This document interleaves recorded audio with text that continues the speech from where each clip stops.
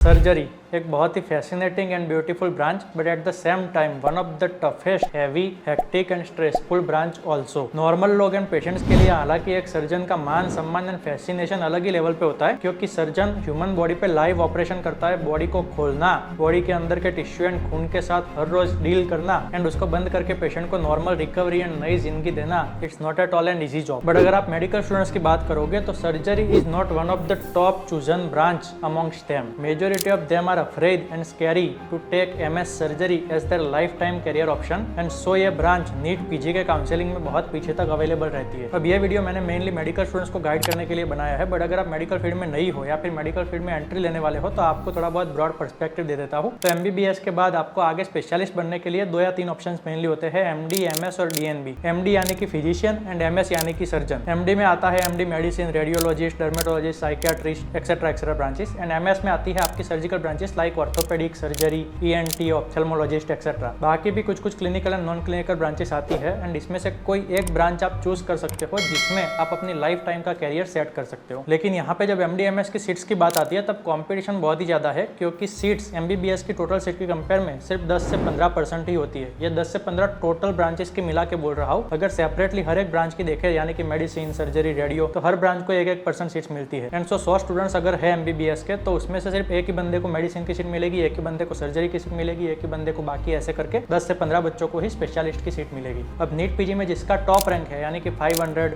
2000, 3000, वहां तक के रैंक्स वालों को चॉइस की सीट उठाने का मौका मिल जाता है, क्योंकि वो टॉप पे होते हैं। लेकिन जैसे जैसे रैंक नीचे जाता है 5000, 10000, 15000, तो बची कुछ सीट्स जो रहती है वही मिलती है। एंड 15-20 हजार से लेके फिर 1.5-2 लाख रैंक वालों तक तो कोई भी सीट्स नहीं होती है, एंड सो उनको ना चाहते हुए भी ड्रॉप लेना पड़ता है। अब अगर हम रिसेंट ट्रेंड्स को देखें तो majority of the toppers prefer करते हैं MD मेडिसिन या फिर MD radiology, for obvious reasons, क्योंकि इसमें इतनी हेक्टिक लाइफ नहीं रहती है। आपको लंबी सर्जरीज में लंबे घंटों तक खड़े रहना नहीं पड़ता है, आपको रात को भी इमरजेंसी ऑपरेशंस नहीं आते हैं, एंड आप आराम से अपनी personal life and work life balance को मेंटेन करते हुए लाइफ जी सकते हो। एंड ये ब्रांच आपके साथ फिर लाइफ टाइम रहती है। सो जो भी ब्रांच आप उठाते हैं MBBS के बाद, उसी के बेसिस पे आप कैसी लाइफ जियोगे पूरी लाइफ, वो डिपेंडेंट रहता है। एंड मोस्टली आप MD रेडियोलॉजी बोलो या MD मेडिसिन बोलो, वो सारी अभी तक एंड ब्रांचेस मानी जाती थी, यानी कि वो 3 साल आप कर लिए, उसके बाद आप अपनी प्रैक्टिस स्टार्ट कर सकते हो एंड आराम से अच्छी खासी लाइफ जी सकते हो। सुपर स्पेशलिटी नहीं भी करते हो तो चल जाता है। हालांकि अब कंपटीशन के चलते हर एक ब्रांच में सैचुरेशन हो गया है, एंड सो MD मेडिसिन या MD रेडियो वाले भी सुपर स्पेशलिटी करना चाहते ही चाहते हैं, but you got the point right. अब सर्जरी को काफी पहले टाइम से ही एंड ब्रांच की लिस्ट से निकाल दिया गया है, क्योंकि मार्केट में सर्जरी का बहुत ही ज्यादा सैचुरेशन हो चुका था। एंड सो जो भी बंदा सर्जरी लेता है उसको ये मान के चलना है कि मुझे आगे सुपर स्पेशलिटी करनी ही करनी पड़ेगी। सो आपकी सर्जरी के 3 साल, बीच में 1-2 साल आप ड्रॉप लेके पढ़ाई करोगे एंट्रेंस के लिए, फिर से नीट SS के लिए, एंड उसके बाद आप MCH करोगे जिसमें अगेन 3 साल लगेंगे। सो MBBS के बाद भी आपको 6 से 8 साल और पढ़ाई करनी पड़ेगी। आपकी लाइफ के 30 से 32 साल की एज तक आप पढ़ाई करते रहोगे, which is again very tough. And so इन्हीं सारी रीजंस की वजह से लोग सर्जरी लेना उतना ज़्यादा प्रीफर नहीं करते हैं कंपेयर टू MD मेडिसिन या MD रेडियोलॉजी। अब फॉर्चुनेटली MBBS के लास्ट 1-2 साल में थोड़ा बहुत smart work and hard work करके मेरे नीट पीजी एंड बाकी सारी एंट्रेंस इसमें पूरे इंडिया में टॉप 10 एंड टॉप 100 में रैंक्स आए थे। एंड मुझे पूरे इंडिया की किसी भी मेडिकल कॉलेज में कोई भी ब्रांच जो भी सीट चाहिए वो मिल रही थी। तो बहुत सारे लोगों ने एंड फ्रेंड्स ने मुझे सजेस्ट किया कि भाई अब इतने अच्छे रैंक्स आए हैं तुम्हारे, तो तुम तो मेडिसिन या रेडियो ही लोगे। लोग तरसते हैं ये ब्रांचेस के लिए, फिर भी उनको नहीं मिलती है, एंड तुझे आराम से मिल रही है तो ले ले। फिर भी मैंने लिया भैया MS जनरल सर्जरी, एंड आज एम्स जोधपुर से इस डिग्री को हैप्पीली कंप्लीट भी कर लिया है। So let's see why I choose general surgery by going against typical trends. बिल्कुल ऑनेस्टली आपको बताऊंगा, एंड ये सारे मेरे पर्सनल व्यूज एंड ओपिनियंस है। आई respect all the branches, and यहाँ पे ऑब्वियसली मैं सर्जरी के लिए थोड़ा बायस्ड रहूंगा, बट दैट डजंट मीन कि मेडिसिन या रेडियो इज बैड। मेडिसिन या रेडियो या बाकी सारी ब्रांचेस के भी अपने अपने पर्सनल प्रोज एंड कॉन्स होते हैं, and nobody is superior or inferior here. Number 1, I wanted some excitement and movement in my day-to-day life rather than just sitting in a single cabin. Medicine and radio में आप typically mostly अपना पूरा दिन अपनी cabin में बैठे बैठे निकाल देते हो। I mean it's not wrong though, सबकी अलग अलग प्रायोरिटी होती है, बट मुझे वैसी लाइफ नहीं चाहिए थी। So I took surgery जिसमें आपकी OPD and wards तो होते ही होते हैं, बट उसके अलावा आपके डेली ऑपरेशंस रहते हैं, एंड सो लाइफ में थोड़ा बहुत एक्साइटेशन, मूवमेंट एंड एड्रेनालिन बना रहता है। I didn't want myself to get closed in single cabin for whole day and whole life. Number 2, I wanted to take a branch which can give instant patient recovery and patient satisfaction. Surgery is such a branch जहाँ पे perforation peritonitis का patient बिल्कुल delirium की हालत में septic shock में आता है, जहाँ पे उसका बीपी बिल्कुल लो हो चुका होता है, मरने की हालत में होता है, या फिर सिमिलरली ट्रॉमा का रोड एक्सीडेंट का पेशेंट आपके पास मरने की हालत में आता है, जहाँ पे सिर्फ 2 घंटे का डिले अगर होता है तो पेशेंट की जान चली जाने वाली है। वहाँ पे आपने ऑन टाइम ऑपरेशन किया, पेशेंट का परफोरेशन या तो जो भी अंदर डैमेज था उसको रिपेयर किया, रिसेक्ट किया, एंड 2 दिन के अंदर अंदर पेशेंट बिल्कुल नॉर्मल होकर अपने घर वापस चला जाता है एंड बिल्कुल पहले की तरह नॉर्मल लाइफ जीना स्टार्ट कर देता है। जहाँ पे वो पेशेंट अभी जस्ट मौत के मुंह में था,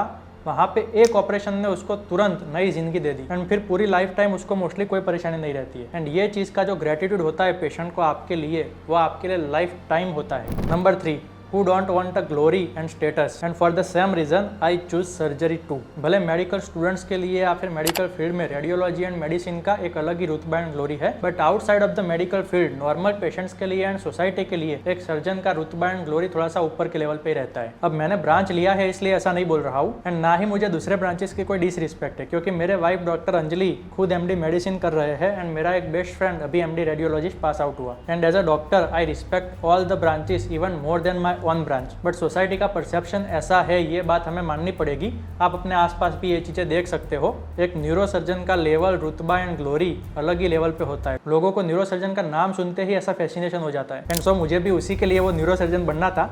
हालांकि फिर बहुत सारे प्रोज एंड कॉन्स देख के मैंने अब न्यूरोसर्जन से मेरा पाथ शिफ्ट करके यूरोलॉजिस्ट पे कर दिया है, यानी कि किडनी का surgeon. But again any super speciality MCH surgeon और any surgeon for that matter has that glory, and for that reason I choose that. Number 4, I didn't want radio as radio is a branch with minimal patient interaction. आप आपके cabin में बैठ के पूरा दिन reporting करते रहते हो, बट पेशेंट के साथ आपका इंटरेक्शन बहुत ही ना के बराबर होता है। जबकि I want to interact with my patients and a full feeling and satisfaction of a doctor. मैं डॉक्टर बना ही इसलिए हूँ क्योंकि मैं पेशेंट्स को ट्रीट कर सकूँ। बचपन से मेरा ये सपना था, इसीलिए ही मैंने MBBS भी लिया था। पेशेंट के कंधे पे हाथ रख के उसको सहारा एंड कंफर्ट दे सकूं एंड पेशेंट को ट्रीट करके उनको बीमारी से बाहर निकाल सकूं, जो कहीं ना कहीं रेडियो में थोड़ी बहुत लेक होती हुई दिखाई दी मुझे। हालांकि radio is best for personal life and work life balance, and कुछ स्टूडेंट्स को वैसे भी मिनिमल पेशेंट इंटरेक्शन ही चाहिए होता है। They don't want so much of stress and workload, and उसमें कोई बुराई भी नहीं है, and so for them radiology is best branch. But मेरे लिए patient interaction was my priority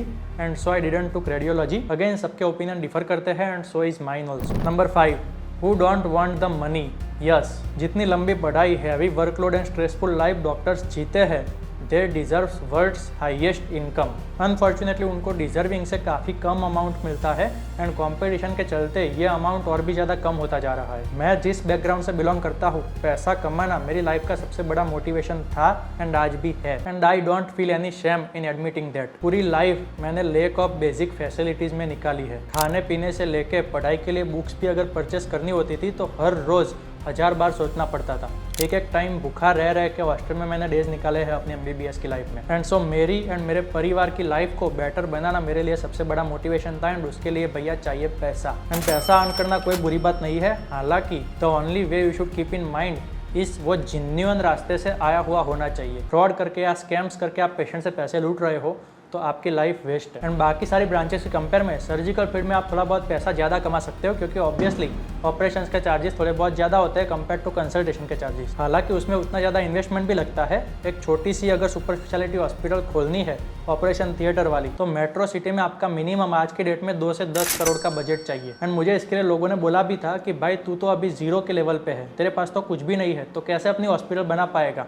पहले हॉस्पिटल बनेगी तभी तो सर्जरी करके पैसे कमाएगा, हॉस्पिटल ही नहीं बना पाएगा। एंड उसके अलावा भी बहुत सारे कॉन्स थे सर्जिकल ब्रांच के जो मैंने पहले बताए, जो मुझे पहले से पता थी। But again I never believe in traditional beliefs and mindset. I believe कि जितना बड़ा इन्वेस्टमेंट होता है, हाँ उतना ही ज़्यादा आपका रिस्क भी होता है पैसे डूबने का अगर वो सक्सेसफुल नहीं हुआ तो, लेकिन उतना ही ज़्यादा आपको रिटर्न भी मिलेगा अगर वो इन्वेस्टमेंट या रिस्क सक्सेसफुल हो जाता है तो। लेकिन उसके लिए आपको बहुत ज़्यादा smart work, out of the box ideas, planning and execution आना चाहिए। पढ़ाई पढ़ाई पढ़ाई करते रहने से ये सारी चीज़ें कभी भी नहीं सीख पाते। एंड अनफॉर्चुनेटली एमबीबीएस स्टूडेंट्स पढ़ाई में से कभी ऊंचे नहीं आते हैं एंड ये सारी चीजें कभी सोच भी नहीं पाते। मैंने ऑल इंडिया रैंक 186 पे नीट पीजी की सीट नहीं उठाई थी एंड ऐसे ही मैंने ऑल इंडिया रैंक 2 पे जिपमेट से सीट नहीं उठाई थी, इवन दो मुझे पता नहीं था कि आगे एम्स के एग्जाम में मेरा रैंक आएगा भी या नहीं आएगा। बट बिकॉज मेरा गोल कुछ और था एंड उसके पहले बीच में कितने भी सारे सक्सेस या फेलियर्स आ जाए उसकी वजह से मैं अपने गोल को कभी नहीं छोड़ूंगा। चाहे एंट्रेंस इसको एक्सट्रीम स्मार्ट वर्क करके टॉप रैंक के साथ क्रैक करके टॉप गवर्नमेंट मेडिकल कॉलेजेस में एमबीबीएस एंड एमएस करने की बात हो, या फिर यूट्यूब चैनल से लेकर अपनी खुद की मोबाइल एप्लीकेशन को बनाने की एंड ग्रो करने की बात हो, pure and divine long distance relationship को मैनेज करने की बात हो, या फिर अपने बहुत सारे पैशंस एंड गोल्स को साइमल्टेनियसली करियर के साथ साथ ग्रो करने की बात हो, मैंने ये सारी चीजें की है एंड आई स्ट्रांगली बिलीव कि पढ़ाई के अलावा ये सारी चीजें